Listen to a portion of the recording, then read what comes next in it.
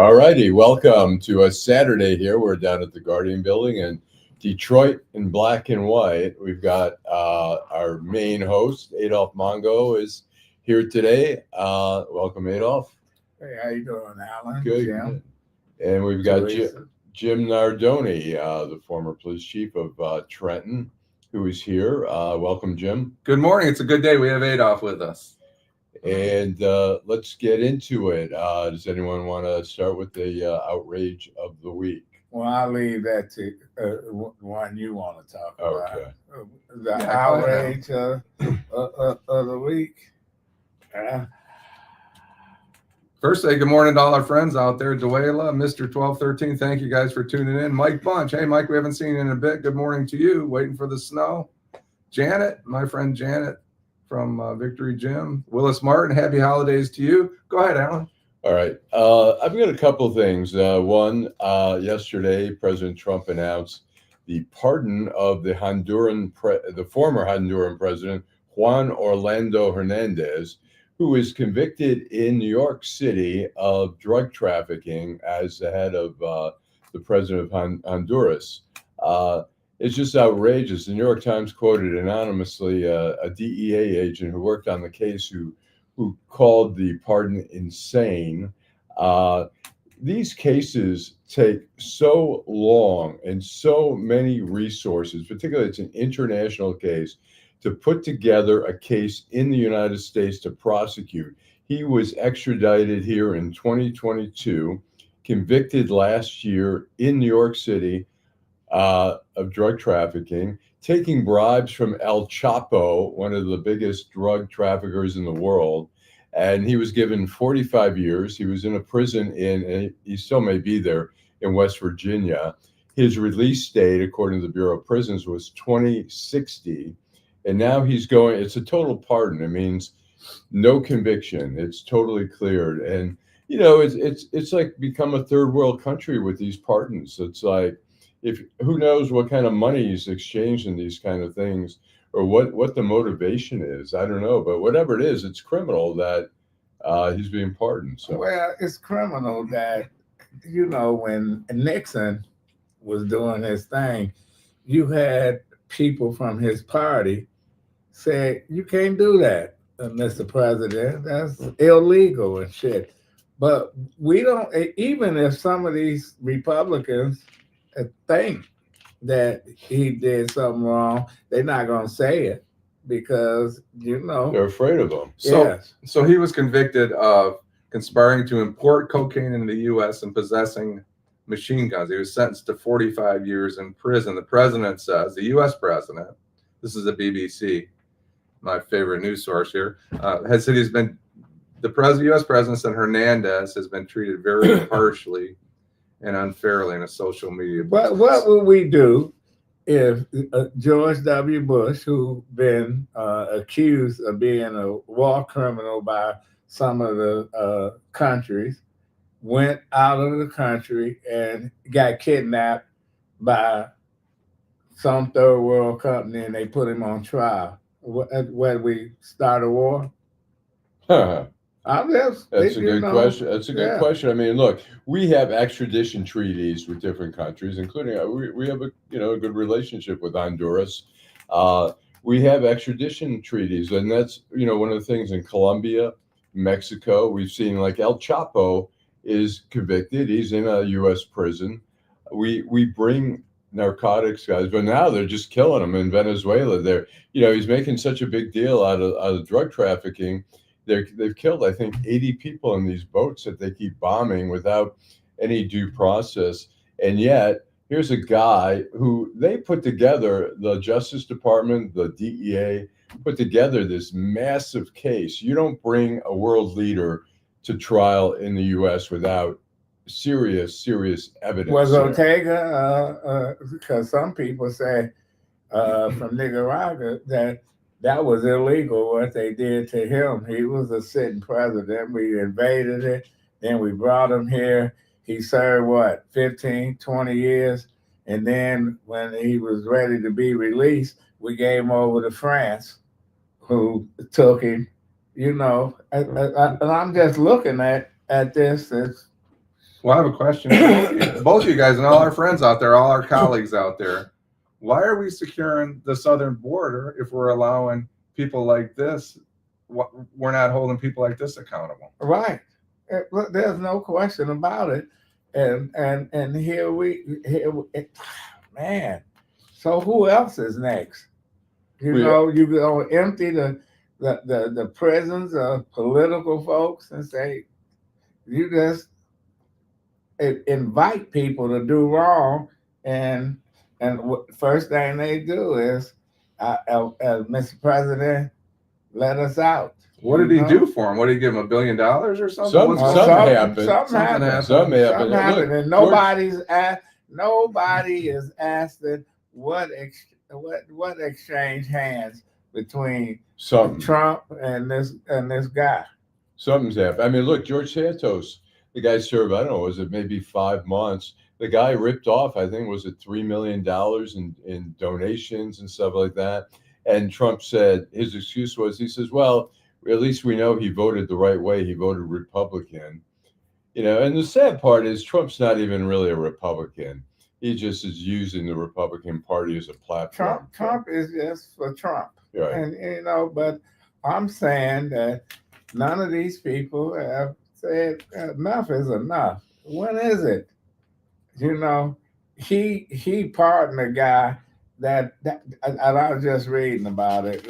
That got 30 years. He pardoned him 24 years, and he let him out. And the guy got right out and committed another crime. He just was sentenced for 37 years. But who's going to hold the president accountable?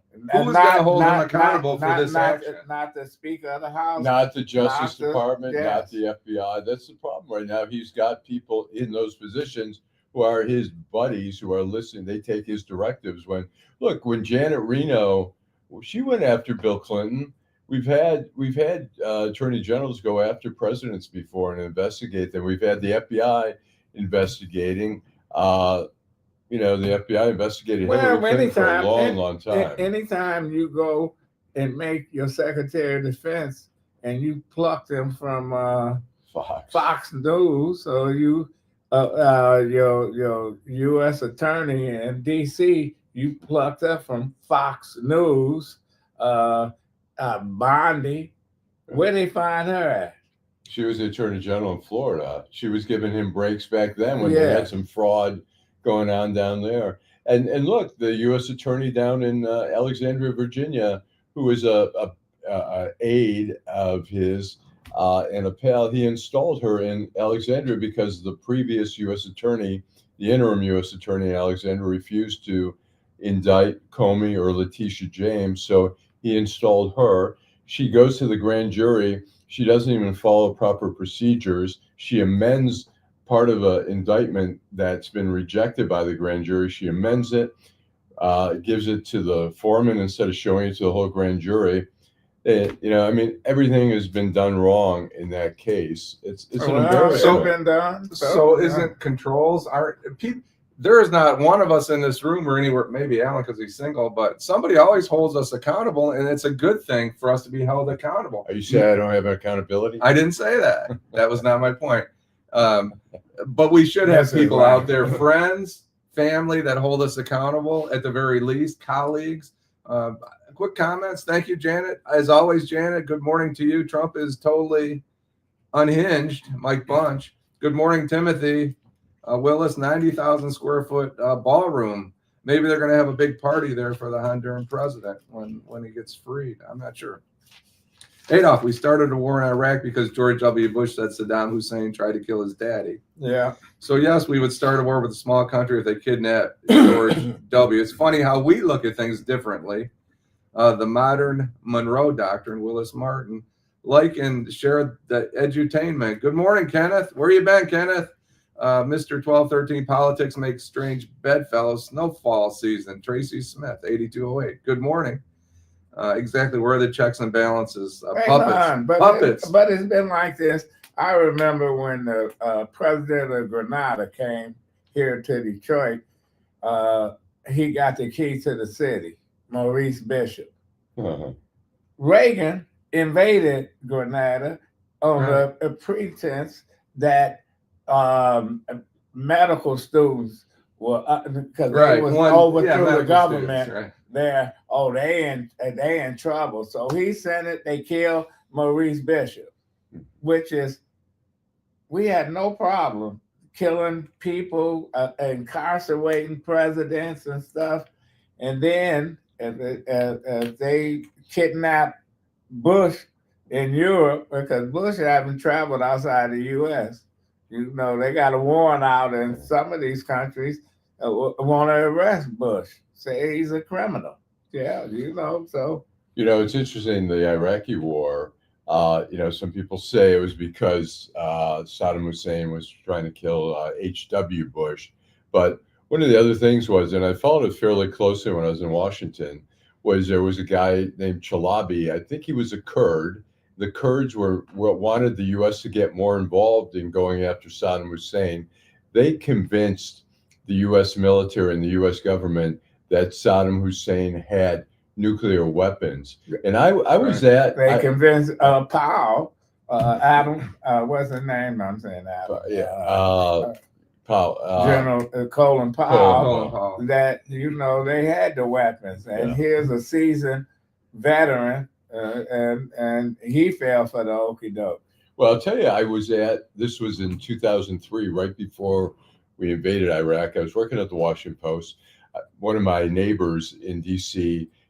she was always having different groups of people over. That particular night, she had the Israeli embassy people over. So I was talking to a guy who was married. His wife worked for the embassy. He was an Israeli lawyer.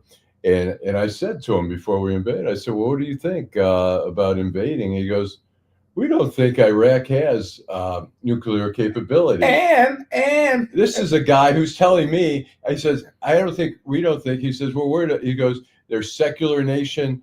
They don't have nuclear. We're worried about Iran. They're religious zealots. And they was checks and balances to Iran. They had how many wars did they have with Iran? Right. You know, and Bush and them was told, if you overthrow this government, you don't know what you're gonna get. You know, and that's what they yeah. And Terry McCrimmon says you can hold Trump accountable by changing the Congress from Republican to Democrats and independents. The framers laid it out 250 years ago. Thank you, Terry. But that doesn't solve the problem. But you got people like Duggan, you got people like Rashida Tlaib, you got all Bernie Sanders, you got all these people, AOC, they all got their own they got their own agenda. Game plan, and they game plan ain't Joe Lieberman uniting us. Yeah. Let's start, which gives a segue to there's an article today in Deadline Detroit, top story about Jim Blanchard saying he's not happy with Duggan running as independent. He's worried he's going to siphon off votes and give the Republican the advantage. What do you think? Well, Blanchard understand because he when he ran for the third term, Right. he ran for a third term. He had these little assholes told him, "You don't need Coleman Young anymore." Because he beat Lucas up 4 years before. You know, when Lucas switched and became a Republican, but they didn't read the tea leaves. And listen, he got his ass kicked. Right. You know, lost by that. He came. He the night before the election, he came to the Manoogian Mansion. All the appointees was there, and he was begging, you know, I need your help, all this shit. And the mayor listened to him, and he left. And this is quote what Coleman Young said: "Fuck the governor." He said, "Because let him run his campaign without needing Detroit. Because every time he used to come to Detroit to campaign, he made sure he didn't get with Coleman Young. He avoided them, etc." So 16,000 votes. 16,000 votes. And Engler became the governor. I'll tell you, Engler was very savvy with the media. When I was in the Lansing Bureau of the Detroit News, he was a state senator. He would visit He would come visit. He'd go to all the parties, the press parties. He'd show up and be schmoozing. Blanchard. And he met with the mayor 3 or 4 times, so he had no problem. He knew how to do it. Blanchard, on the other hand, was so stiff. Never, we went to a Christmas party at all the media was invited to the residence of the governor, and it was so controlled. Like, you go through the reception line, and his wife was there, and I got, "Hi, Allan Lengel from Detroit." And she goes, "I know." Which wife? The first one. Janet was the Paula. second wife. Paula. And then he was just starting to get loosened up a little bit. He was a very stiff guy, and he started drinking a little bit, and the party was just starting to kick in, and the wife shut down the party, and they start taking the food away. That's why he married his secretary. Yeah. Hey, Derek Henry. I'm sorry. Go ahead. Good morning to you, Derek. It's good to see you this morning. Mr. Duckett, Trump bombing those boats in the Caribbean is like a sequel to Clearing Present Danger. That's certainly problematic, Mr. Duckett thinks. The problem is the DOJ refuses to do their job. Janet says, "Good to see you, Adolph." Kathy Zach Schatz. Good morning to you, Kathy. Good morning, Stephanie Jackson. Did Saddam Hussein get received? Didn't he get the keys to the city of Detroit? I think that he did. Yeah, because listen, he gave money to the Chaldean community, even though the Chaldeans was being persecuted in Iraq. And people forget that. He had spies here. Yes. We wrote about it back in the 80s. He had spies from Iraq here because there were so many anti-Saddam Hussein people here because of the huge Chaldean population here. They were keeping an eye on things. I learned what's the difference between an Arab and a Chaldean. My late older brother told me. He said, "You think Chaldeans are Arabs? They're not." He said they Christian and they being persecuted in Iraq. But he was giving them money here. He was bribing. You're always gonna have people taking the money. That's why we got Shree as a congressman, because he went into the black community and they know who they are. One of them daughter is a high Detroit official now. Yeah, they took the money. Well, he got removed. Horace Sheffield was on 910 AM. He was promoting Shree, bringing him on and stuff like that, and they found out that he was on Shree's payroll, essentially. And Kevin Adele. Come on, really? Yeah. Shocking. Kevin Adele. Kevin Adele is like shocked. But he's back on. Hey, Jill Sheridan, good morning to you. Hopefully you don't have any snow where you're at, and there's no snow coming for you in your forecast. So this is what we're dealing with. And look at Libya. Same way when they was chasing Gaddafi, right? And people said, hey, y'all need to keep him in there. He was a check on some of these folks. They made sure they killed him. So we have made a lot of mistakes on how we man. Yes. Let's take a break, and we'll be back with Detroit in Black and White on a Saturday morning. Hi, I'm Eric Sabri, your Wayne County Treasurer. Are you living in the home of a deceased family member and you're facing property tax foreclosure, or maybe you know someone who's in the same situation? The probate process may be helpful to you. If you file a probate petition and notify our office, the foreclosure proceedings will be halted during the probate process. We have several nonprofit partners who have free attorneys who can assist you. Contact our office, 313-224-5990, or email us at taxinfo@waynecounty.com. Don't lose your family property. Some of these properties have been in the family for 4 or 5 generations. Contact us now. We're here to help.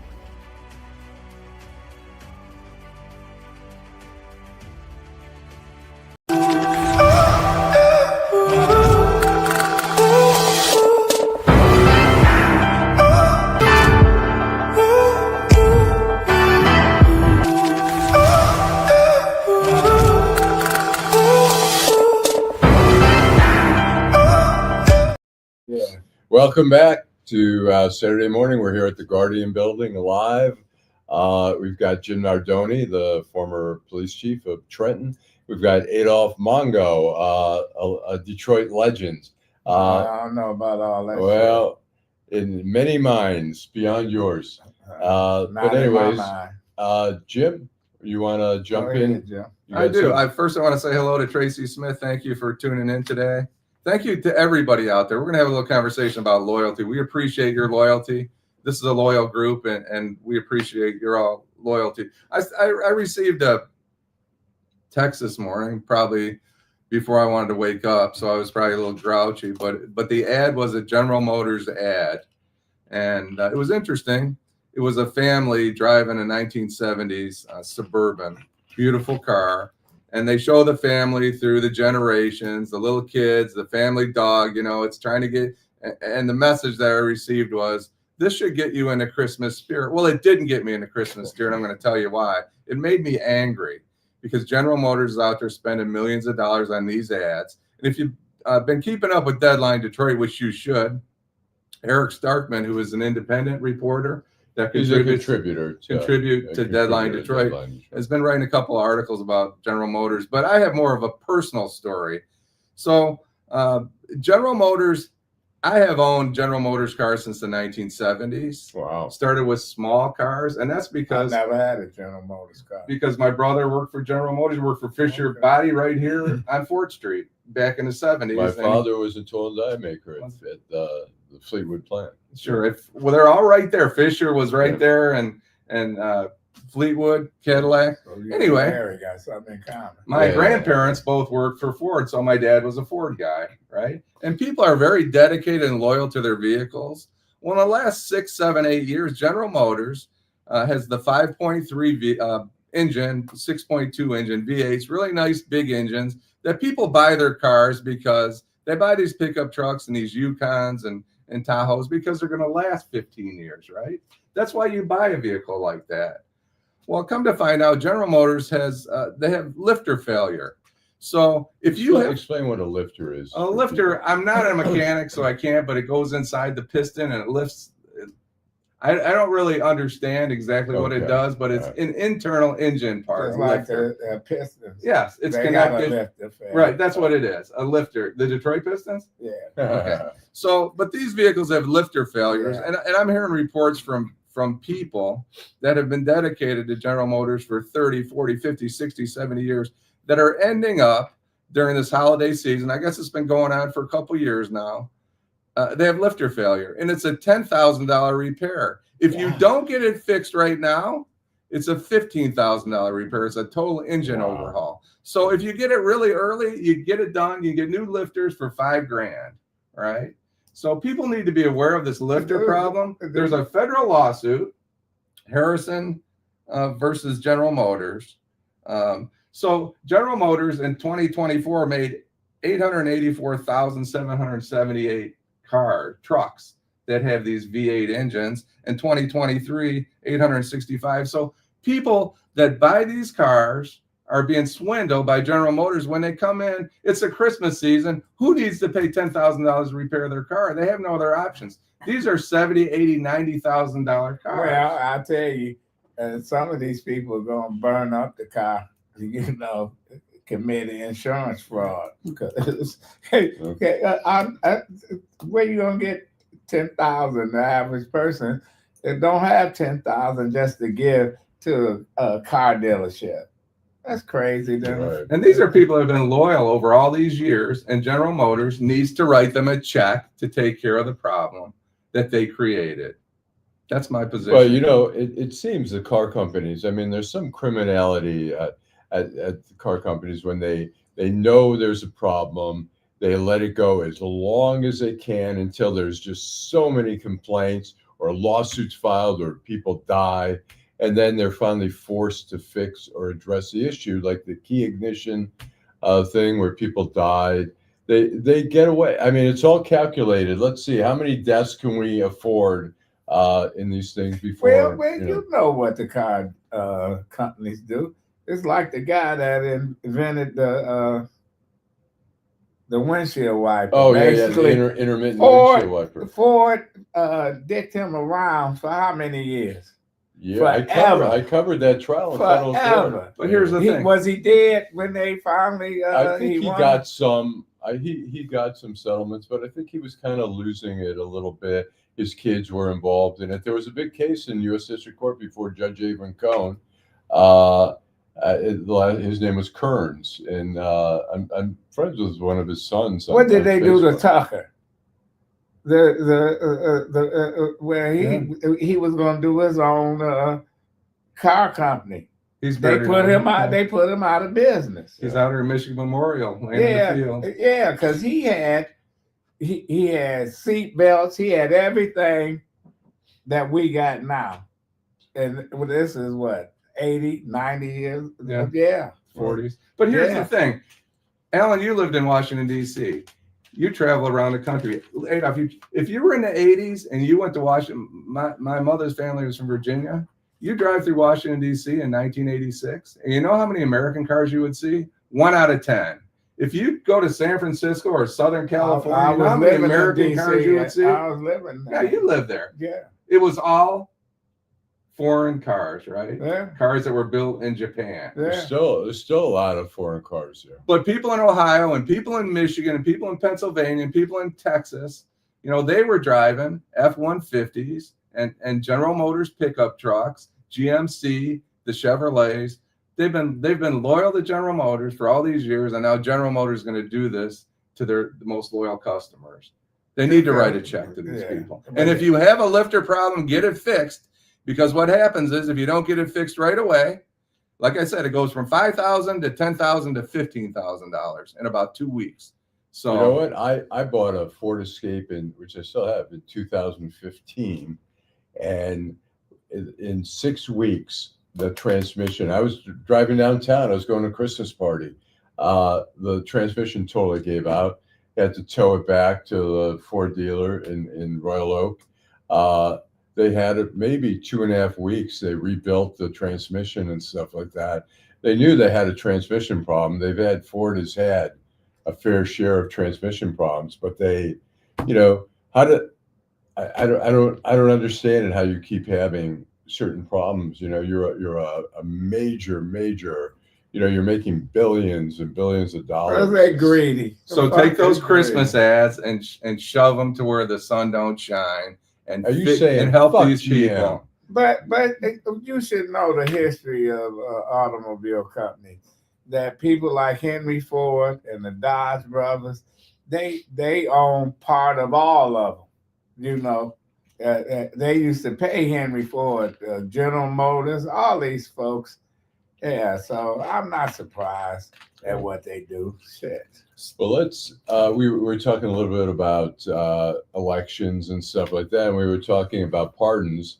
And Kwame Kilpatrick in 2021, in January 2021, right before Trump left office, got a commutation, which means basically he served time, I think, about 8 years.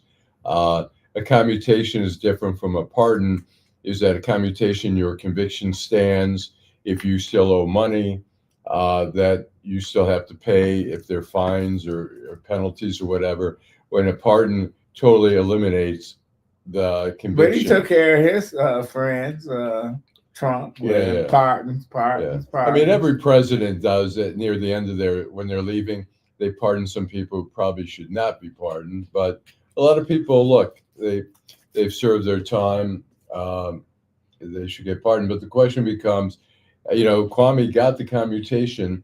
The story came out during the election that he was campaigning, or right after, he had been campaigning for Trump with the deal that he would get a pardon. He's never gotten a pardon. A pardon would, one, eliminate any obligations he had to owing the government, the federal government. The state government, he would still owe money. And it would also allow him, right now, if you're convicted while you're in public office of something dealing with corruption, you can't run in the state of Michigan for a local or state office for 20 years. But if you would get a pardon, he could run for mayor of Detroit again. And the question is, could he win? Yeah, he could. It has to be a perfect storm. But I think the majority of the people here say, fuck Kwame. He So, could have won. Yeah. Yes. He could have won until And how Mary green Sheffield he was is. elected mayor. I don't think that right now he could beat No. Mary Sheffield. No.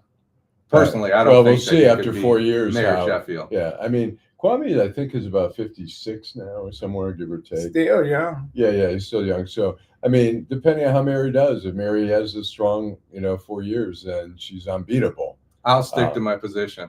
He yeah. cannot beat Mary Sheffield. No. I don't care how successful or unsuccessful she is. I disagree with that. I think if people are very dissatisfied with her reign, But they're not mayor. going. But they're not going to put him back in. And replace her if she's Yeah, in the yeah. seat, is what I'm getting at. I think he's not. I think he's certainly got a following. Look, he came back. He has a virtual ministry that he had down in Atlanta.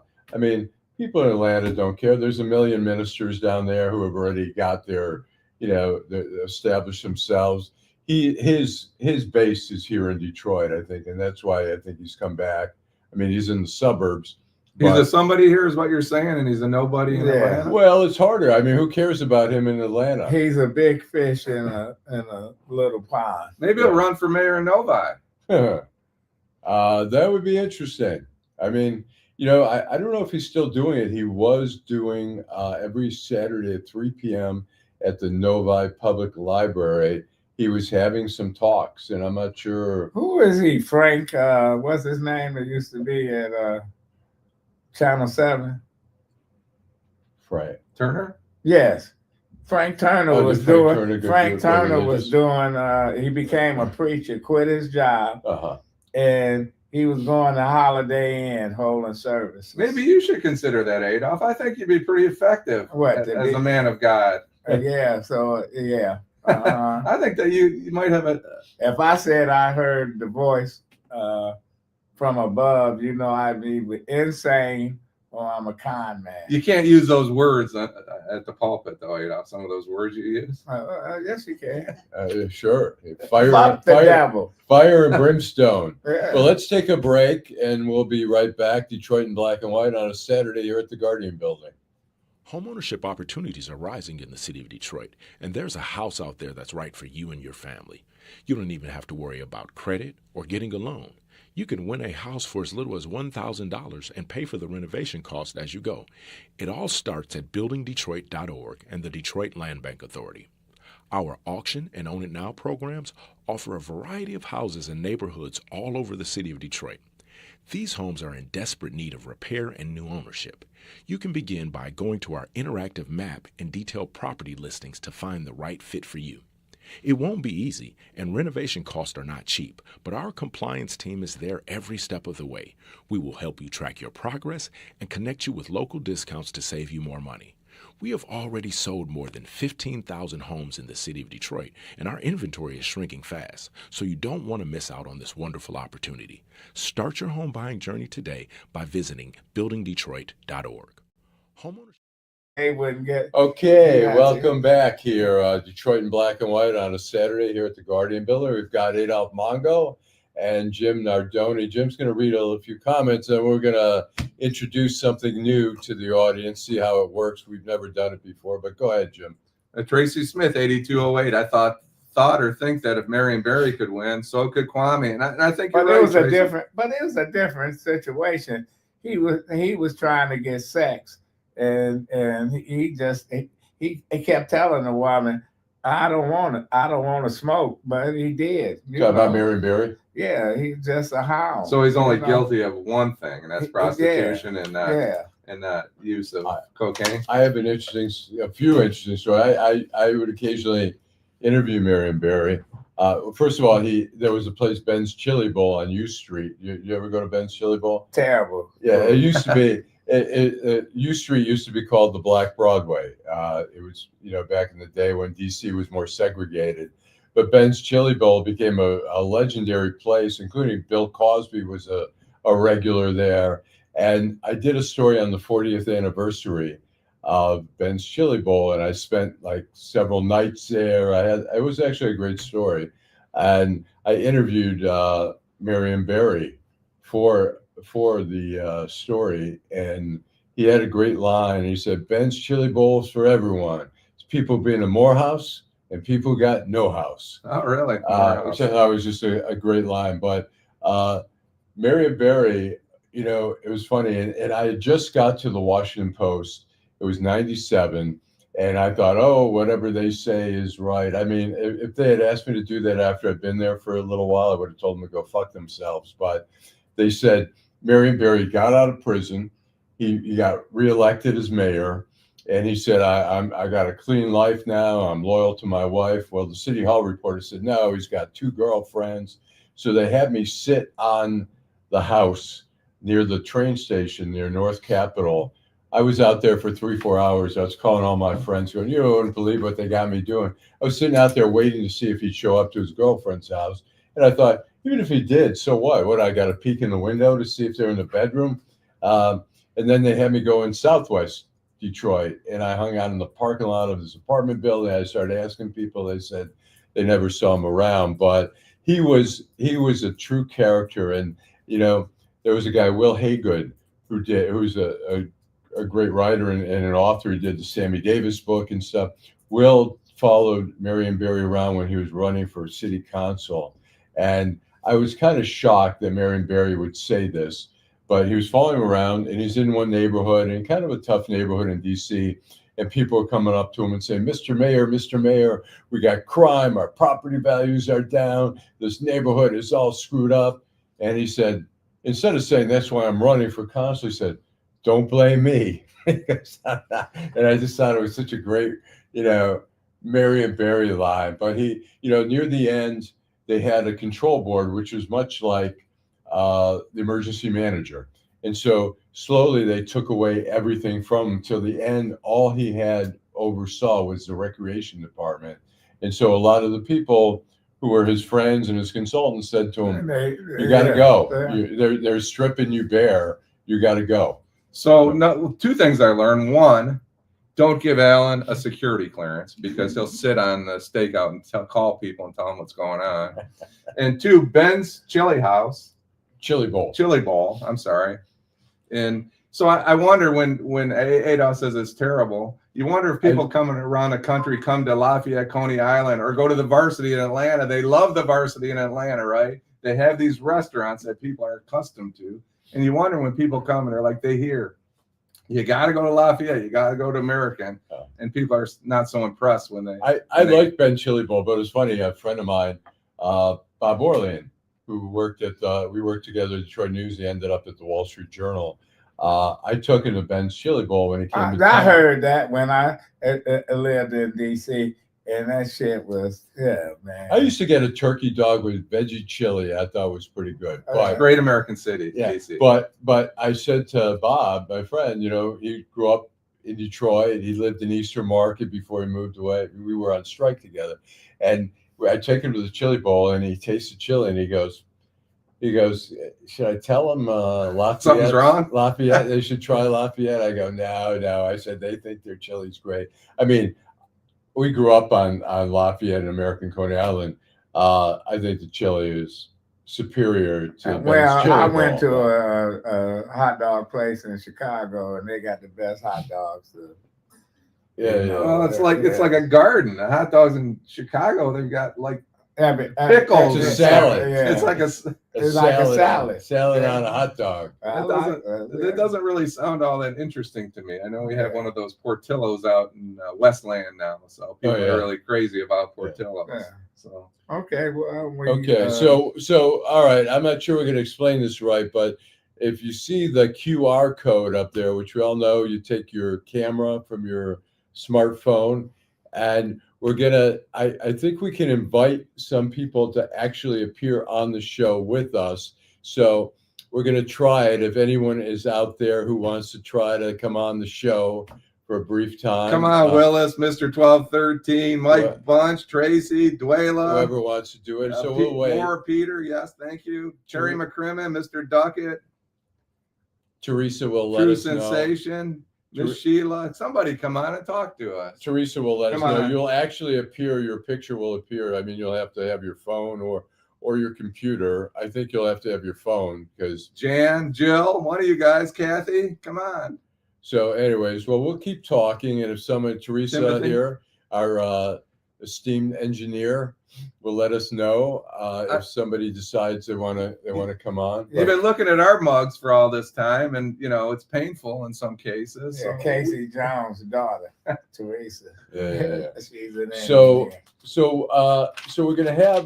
It'll be interesting. I mean, There's Kenneth. we have 1 month left of the Duggan administration, and then we'll just see him out there full Good riddance to full bad. time. Thank you, Mr. 1213. Let's We do gave- Good riddance to let's do bad an evaluation of Duggan. What do you think?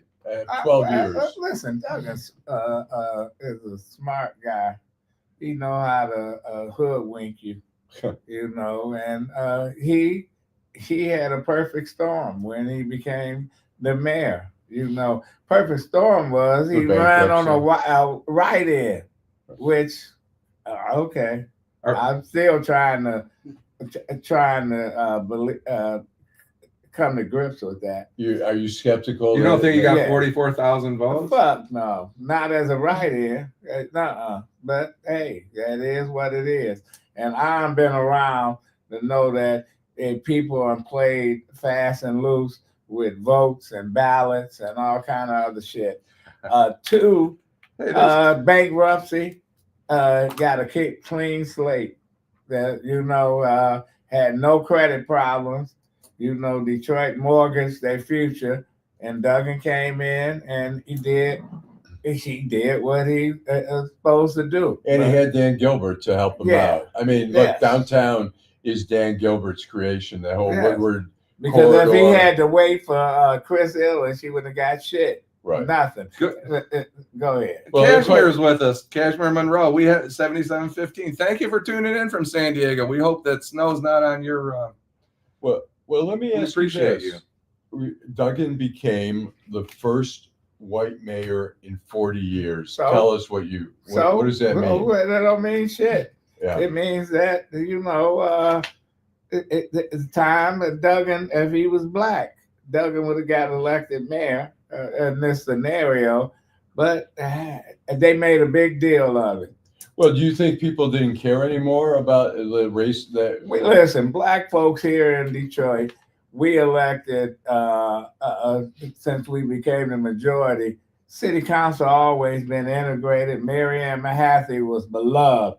Eberhart was beloved. Mel Rabbits was beloved. And I'm just telling you, we are elected folks, and and Coleman Young supported some of these folks, and Jack Kelly, who was one of the most conservative city council person, and shit. But when the mayor needed him for a vote, here's Jack Kelly. So no, we had no problem voting for some of these folks. Give me your top 5 council members ever that you can recall. Do you have any favorites? Or even Yeah, top I like 3? Nick Hood, Okay. not the son, but the father. The He father. was a Right. smart guy. I tell you, he was supposed to have been the mayor. He was a front runner, but then Coleman Young got in the race, Okay. and that boom.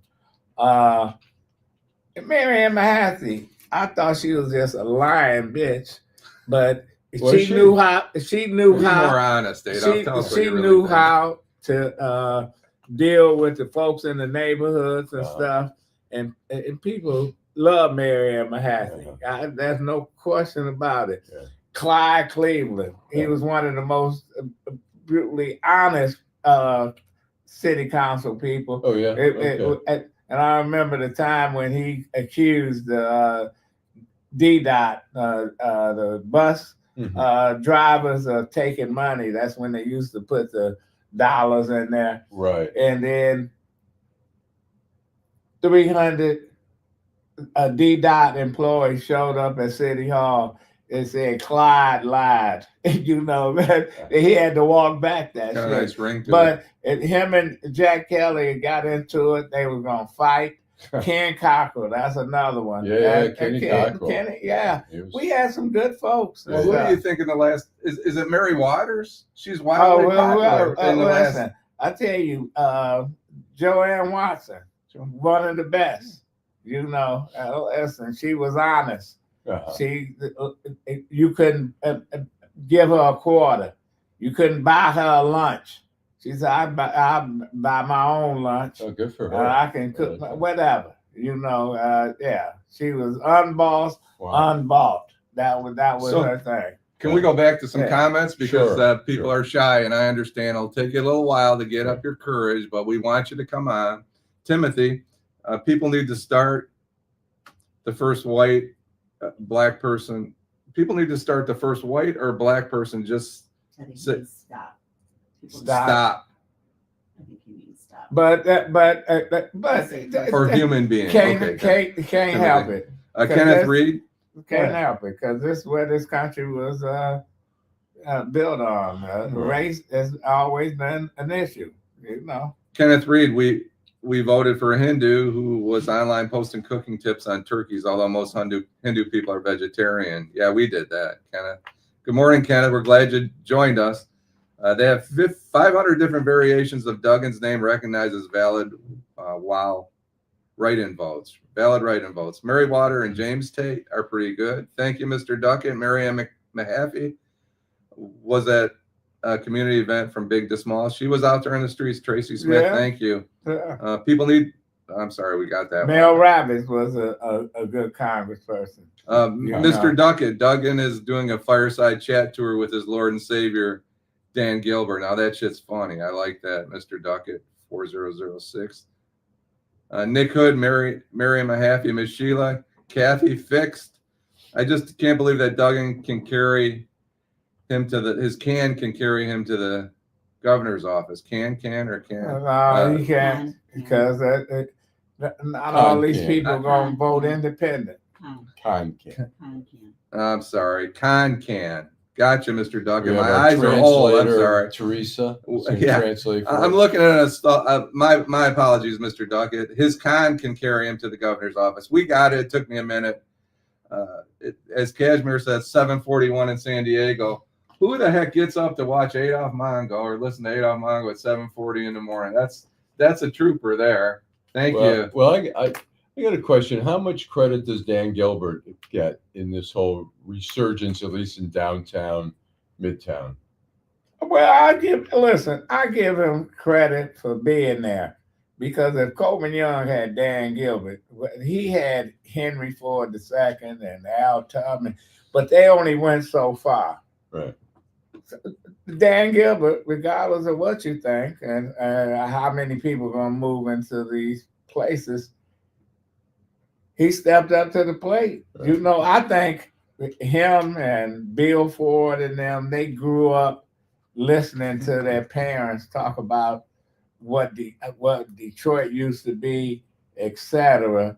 And I think they got shamed into doing shit. So the question is, would Detroit have come out of bankruptcy the way it did without those private partnerships? And I think No. we beat up on these people, whether it's the Illiches or Gilberts Right. or No. Kermano. Well, we saved- But would Detroit be where it is today without these people? Look, we might not have a museum without some of these corporations helping, the Grand Deal or whatever, where they privatize the Well, DIA. you could have went to the DIA and got 4 paintings and you would have been out of bankruptcy. You know. Good morning, They Deborah weren't gonna- Harris. They weren't going. I More know. pain, yeah. They wasn't going to sell none of this stuff.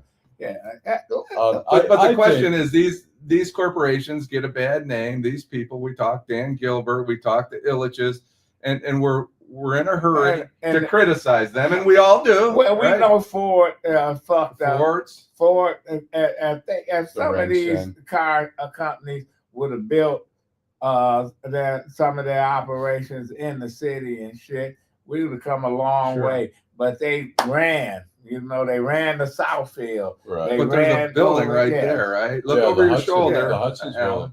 building. There's a The building right Renaissance- there. Renaissance Yeah. Center. Well, Ford Field. yeah, I think, I think the history of who really, the resurgence of Detroit was initially the Illiches bought the Fox, the Fox. Well, it was the Yeah. old man. The old man, he told Coleman Young, I will move my headquarters from Farmington Hills to Detroit because they was gonna tear down the Fox. Right. Right. And Chuck Forbes, I don't know, is he still alive? I don't think so, but Yeah, it Chuck might be. Forbes it did an end around and put a block on that. And how you gonna tear down the Fox? They had the Palms, old Palms, Right, the right. State Yeah, Theater yeah. on the Wow. chopping block. Yeah. And Mike Illich took a lot of criticism Mhm. for moving Little Caesars downtown. Now,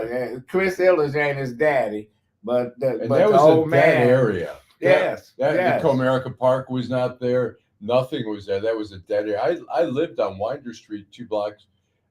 Even later, it was still a dead area for a while. But Duggan and them with that stadium, they did kill some businesses over there. No question. Yeah, No and no question. I don't know question how- about it. I got to call Harry to see how he's doing. But Yeah. then we see Peter Carmanos.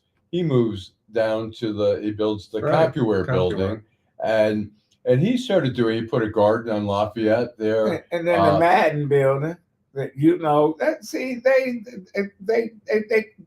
city always found somebody to do a little bit of this and Right. a little bit But of Dan that. Gilbert came But in. Dan Gilbert said, "Fuck it, I'll take it to another level." Because we were deadline in Detroit because the Carmanos was our investor.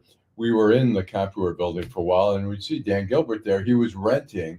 Well, then he bought that building, and he started. I didn't get it. I moved back here from DC in 2011, and I looked around downtown, and then suddenly Dan Gilbert bought a couple skyscrapers, and I thought, they were abandoned. I was thinking, what's he doing? This downtown is dead.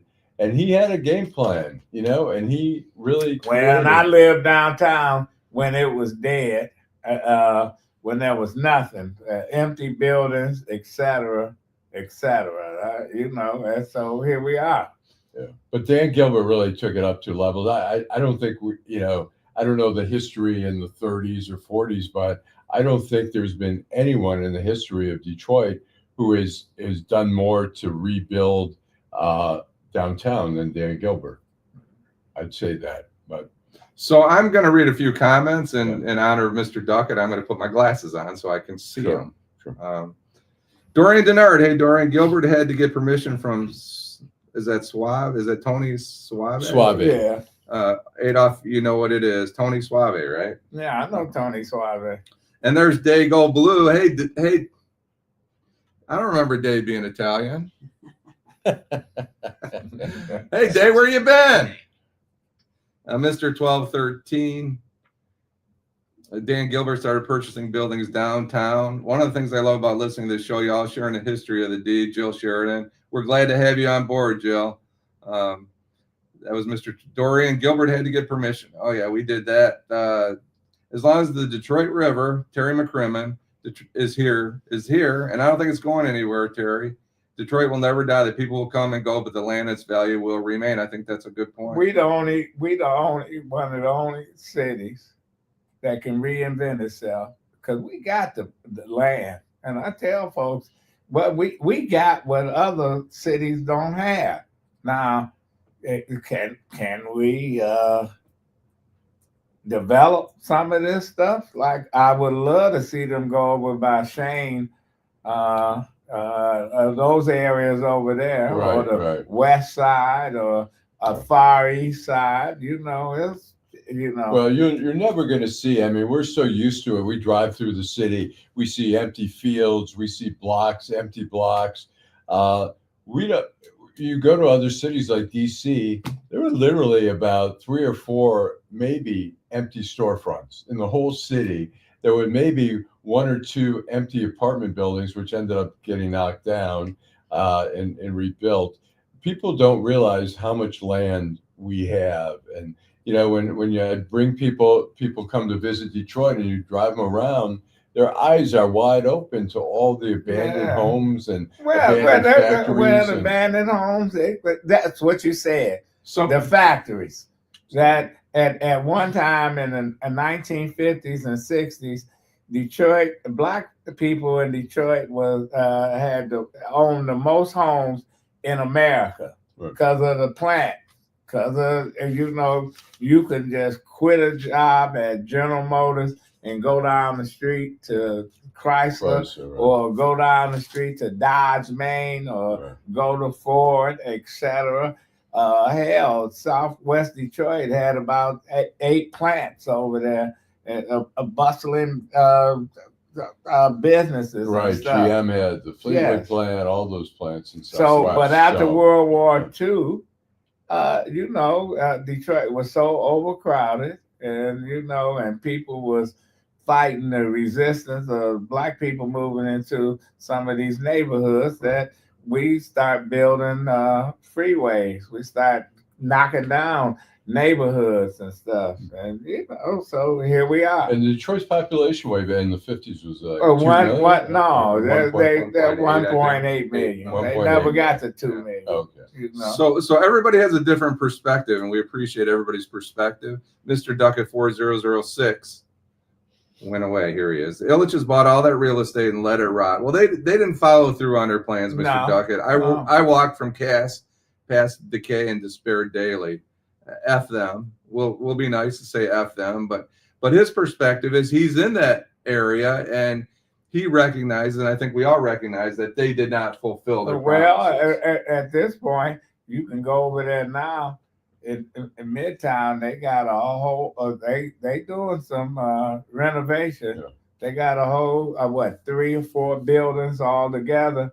They trying to do what they trying to do. Last time I was on 3rd Street, it was still in need of a lot of upgrade. But you have to go over there. Yeah.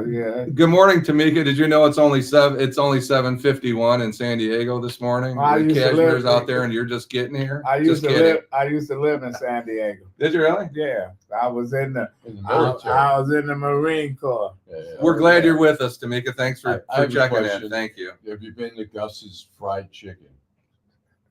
What Have you ever about tried that? it? On Shit 3rd Street? gave you heartburn. Yeah. You know, they had Right. 2. They had 3. One in Nah, the city. They had one I'm in not impressed. I Garden wasn't City impressed. or Westland, and one up in Royal Oak, and those 2 are now closed. Right. I love Gus's. I think Oh, it's really? great. I think it's spectacular. Really? I love it. Yeah. I thought it was just okay. I thought Well, if it's you're just all chicken, Alan. It's just chicken, like but, the Eagle on no, Woodward. Popeyes. You go The to Eagle Popeyes. is good Popeyes chicken. is still number 1. You like The Eagle is really good too. Yeah, the Eagle is good. But that biscuit suck. Popeyes The rest of biscuits the are shit. good. I was not impressed. I with like Gus's, Gus's. but I really like Gus's. I should try it again. It's just I unique. went once, You need to go back. but I like No. Popeyes. I don't eat a lot of fried chicken, but on occasion that I do, I would go to Popeyes. Chicken Shack's good too. Oh, they terrible. Chicken Shack. Fuck Chicken It's the Shack. roasted chicken. Okay, so we're wrapping it up, but let's Adolph, read a explain few comments. I'm sorry, Power Orgs. Where you been, Power Orgs? We're glad to see you. Adolph, explain the 5+1 politics for the viewers before you go. 5+1. Yes. Oh, that was when what's his name, Kavanaugh, ran in 1960 against Mariani, and he went to the black community. They had 6 people. That's when black folks was trying to get on city council, so they had 5 plus 1 was the Jerome Kavanaugh was the +1. He won. In the upset. Yeah. We have some brilliant colleagues, contributors to this show, and we appreciate it. Thank you for bringing. That was all part of the TULC back then. That's when Buddy Battles and Buddy Battle and them broke from the UAW and said, "Hey, listen, we're not even going to support who you support." Right. And Terry, was it Terry? Terry. On a lighter note, Adolph, were you in San Diego during the Gomer Pyle era. And I don't know if you were on the show or No, I was there in early After. You were in 70s. junior was high. after. You were in junior high Hey, during the Gomer Pyle era. let me tell you, with Gomer Pyle, they used a lot of real Marines in that show. Oh, really? But they never said anything about Vietnam. And Jim Neighbors, he said years later, he thought about a lot of those guys they used as props and stuff died in Vietnam. Oh, They man. never, Really? yeah, you know, they never mentioned, you know, it was everything was great, and Wow. the Vietnam War was happening, you know. So yeah, you know, Crazy. But the wildest was Andy Griffith and Don Knotts. Those guys were maniacs, right? Did you know that? yeah. But now if we What do look you at mean? it, What if do we you They mean? were like if we look at it, deviant lunatics. yeah, Don Knox was really he was a part of the Klan. Andy was the good old boy who looked the other way, Speaking of and the B 60s. was really a black woman taking care of Opie. And I'm just telling But you, those guys were wild. yeah, well, they was wild. But We should, anyway, we should talk about it. I'm curious. You know, we all watched TV growing up, and you know, you suddenly I hated Leave It to Beaver. yeah, and you see black people watching these shows. I Right. mean, I watched Leave It to Beaver. Right. I mean, I grew up. My parents from Europe, and we see these like, you know, these perfect families. They have family meetings, and I'd be like, why aren't we having family meetings? What's going on? But here? those guys are like the The rappers. Beaver didn't bring a note home from the teacher. But that was for a lot of black people an introduction who into the white world to what it was. But it was also for me, as you know, growing up in a European household, to see like this is Americana. Like What about when you wanted to be a Boy Scout? oh yeah, Cub Scout. My parents are like, they wouldn't let me be a Cub Scout. You know, they were Holocaust survivors, and They look at that my uniform. sister explained to me later because I was like, I don't get it. I want to be a Cub Scout, and they're like, no.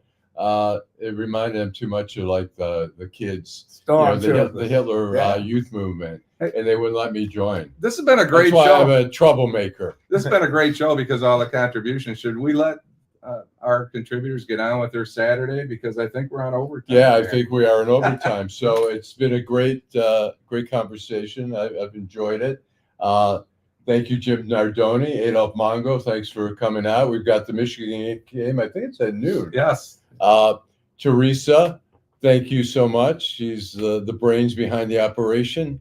And anyways, we'll see you next Wednesday. Listen. Thank you, everybody. Listen. Thank you for participating. All right. Thanks so much.